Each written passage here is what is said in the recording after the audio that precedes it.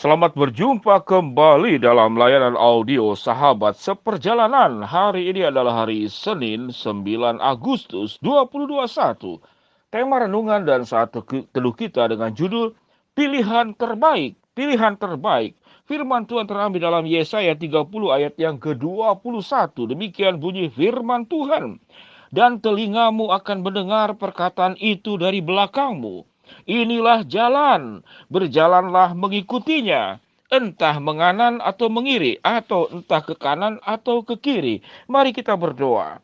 Bapa yang di dalam sorga, dari kami hidup ke dalam dunia sampai kami meninggal, maka kami diperhadapkan kepada pilihan demi pilihan, sehingga kami harus memutuskan demi keputusan yang terbaik yang harus kami ambil agar kehidupan kami tidak salah jalan. Di dalam nama Tuhan Yesus kami berdoa. Amin. Shalom sahabat seperjalanan yang dikasihi Tuhan. Pilihan terbaik. Apa itu pilihan terbaik? Seluruh aspek hidup kita tentu dalam doa dan harapan kita dan mimpi serta cita-cita kita melakukan pilihan-pilihan yang terbaik.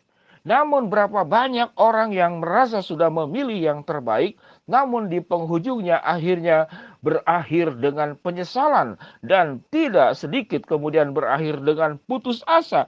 Bahkan ada yang lebih tragis, bukan hanya lagi putus asa, namun mengakhiri hidup. Salah satu contohnya adalah merasa sudah memilih pasangan yang terbaik, namun ternyata pasangan yang dipilih itu justru bukanlah surga dalam hidup orang ini, namun menjadi neraka yang kemudian pada akhirnya orang yang bersangkutan mengambil sebuah pilihan yang terburuk dari pilihan yang terbaik, yaitu mengakhiri hidup. Sahabat seperjalanan yang dikasihi Tuhan, niat baik kita untuk memilih yang terbaik, bagaimana supaya benar pilihannya itu? Firman Tuhan berkata dalam Yesaya 30 ayat 21 yang sudah kita baca tadi. Tuhan berkata, dan telingamu akan mendengar perkataan ini dari belakangmu. Jadi Tuhan sudah memberikan suara, menyatakan kehendak, menyatakan bimbingan, menyatakan pertolongan agar kita tidak salah jalan. Inilah jalan, berjalanlah mengikutinya. Itu perintah Tuhan. Inilah jalan dan berjalanlah mengikutinya. Entah ke kanan atau ke kiri. Artinya ada dua pilihan. Sewaktu engkau ke kanan, engkau benar memang memilih ke kanan. Karena itu yang Tuhan tunjukkan. Waktu engkau ke kiri, memang benar harus engkau memilih ke kiri. Mengambil pilihan yang terbaik. Karena itu yang Tuhan tunjukkan. Benarlah doa Bapa kami yang diucapkan oleh Yesus. Jadilah kehendakmu dan bukan kehendakku. Yesus diperhadapkan kepada pilihan. Menuju ke salib atau lepas daripada cawan yang pahit ini. Dan Yesus memilih kehendak Bapa yang mengutus dirinya untuk menjadi juru selamat bagi dunia ini. Di tengah-tengah persimpangan pilihan, maka kita bisa memutuskan dan mengambil sebuah kesimpulan. Kalau itu adalah pilihan yang dipilihkan Tuhan dan sesuai dengan kehendaknya, maka itu pasti pilihan yang terbaik. Kalau itu adalah pilihan kita dan semata-mata sesuai dengan kehendakku, maka itu menjadi sebuah pilihan yang salah. Sahabat seperjalanan, sampai di sini kita tetap mengalami kebingungan. Pak Pendeta, bagaimana membedakan kalau itu kehendakku dan itu kehendak Tuhan? Bukankah itu sesuatu yang sulit untuk memutuskan itu kehendakku atau itu kehendak Tuhan? Ada banyak indikasi agar kita boleh mengambil pilihan yang terbaik sesuai dengan kehendak Tuhan. Bagaimana caranya? Banyak sekali petunjuk-petunjuk di dalam Alkitab. Tatkala kita memilih pilihan yang terbaik, itu yang berkenan kepada Allah seperti dalam Roma 12 ayat 1 dan 2. Persembahkan tubuhmu sebagai persembahan yang kudus, yang hidup dan yang berkenan kepada Allah.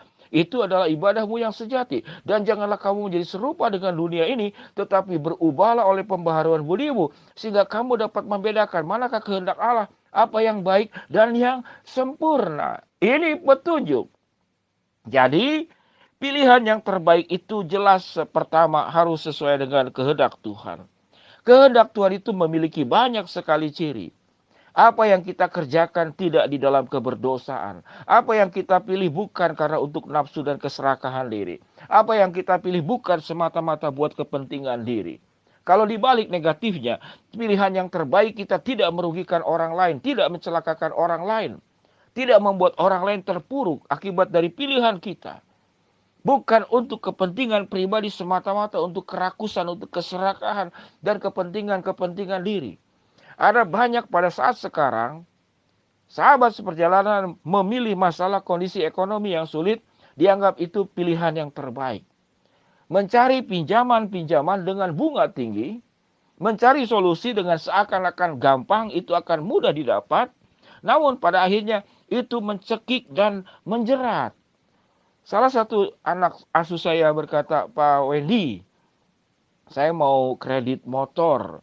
Ini enak loh 2 tahun." Saya katakan, kalau engkau kredit motor 2 tahun, harga motor yang engkau pilih itu harganya bisa 1,5 kali lipat. Kalau engkau kredit cuma 1 tahun, maka harganya akan lebih murah. Kalau engkau bayar cash, maka engkau memang perlu uang segar, langsung harus membeli. Namun itu harganya jauh lebih murah daripada kredit. Maka semuanya itu pilihan. Bagaimana caranya? Saya katakan lebih baik engkau tabung. Tabung sampai uangnya cukup, beli cash. Bersabarlah. Saat sekarang engkau berbagai macam cara untuk bisa tetap bekerja, tetap kuliah, tanpa kendaraan motor. Maka itu adalah pilihan yang terbaik menurut pandangan saya. Sahabat seperjalanan, apakah kredit salah? Tidak salah. Ada banyak perhitungan di dalam dunia ekonomi. Namun kalau kita berbicara tentang kehidupan yang jauh lebih penting tentang mencari pilihan yang terbaik, mencari pasangan hidup, mencari rumah, mencari pekerjaan, memilih katakanlah jurusan sekolah buat anak-anak yang sedang mengambil sekolah. Bagi yang jomblo, apakah saya akan memilih hidup sendiri tetap seperti ini ataukah menikah? Kalau menikah, saya akan menikah dengan siapa? Siapa orang-orang ciri-cirinya? Kalau saya kemudian mencari rumah, kalau di dalam kota mahal, namun akses untuk ekonomi tinggi. Tapi kalau di luar kota, itu murah, namun tetap mahal di dalam ongkos pulang pergi. Distribusi, katakanlah perjalanan dan segala macam menjadi sangat mahal. Hidup ini memang tidak mudah. Hidup ini diperhadapkan kepada pilihan-pilihan. Dan bagaimana kita bisa memilih yang terbaik? Alkitab mengajarkan. Indikasinya, sewaktu engkau memilih apapun harus di dalam kehendak Allah dan bukan dalam kehendakku. Belajar untuk mendengar suara Tuhan, apa yang terbaik, maka Tuhan akan bimbing kita. Setahap demi setahap, kita tidak akan salah jalan. Firman Tuhan berkata dalam Yesaya 30:21, apa yang dikatakan? Dan telingamu akan mendengar perkataan ini dari belakangmu. Tuhan yang berkata, inilah jalan, berjalanlah mengikutinya, entah ke kanan atau ke kiri. Sahabat seperjalanan, pada akhirnya untuk memilih mendapatkan pilihan yang terbaik itu sebuah proses yang tidak mudah. Namun satu perkara yang kita perlu pelajari, pilihan itu harus di dalam kekudusan, pilihan itu harus di dalam kebenaran, dan pilihan yang kita pilih bukan untuk kemudian menjadi merugikan orang lain, kemudian menghancurkan orang lain seperti saat teduh yang sebelumnya. Jangan sampai kita berdiri, naik tangga dengan menginjak orang lain. Maka pilihan yang terbaik, hiduplah dalam kebenaran. Dengarkan suara Tuhan, banyak berdoa, bersaat teduh, berkumpul dengan orang-orang yang bijaksana, orang-orang yang dekat dengan Allah. Engkau akan dengar suara Tuhan jauh lebih jelas. Dan Tuhan berkata, dan telingamu akan mendengar perkataan ini dari belakangmu. Inilah jalan, berjalanlah mengikutinya, entah ke kanan atau ke kiri. Pilihan yang terbaik bersama dengan Tuhan. Mari kita berdoa.